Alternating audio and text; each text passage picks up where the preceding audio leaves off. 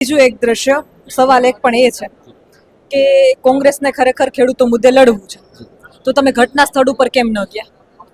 કોણ નથી ગયું? કોંગ્રેસ બધા ઘટના સ્થળે ગયા છીએ. 2 દિવસ અમે જે તે કોંઢ ગામમાં સભા પણ કરી છે. સભા નહીં બાબુ, સભા નહીં. સભા તો દરેક પાર્ટી કરશે, જી. પણ એ ખેતરે જવાની જરૂર છે, ન્યા ભેગું થવાની જરૂર છે. એટલે જ્યારે ઘટના બની એ તો અચાનક બની. જે તે ખેડૂતોને ખબર નહોતી કે કબજો લઈ લેશે. જે તે જે ખેતરનો માલિક છે એને ખબર નહોતી.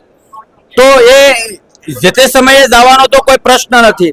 બીજું એક ગામમાંથી જે લોકો ભોગ બન્યા છે એને એક વ્યક્તિગત અમે અરે બેન એ લોકોને તમે સાંભળો તો તમારી આંખમાં પાણી આવી જાય. ખેડૂતોનો વાંક શું?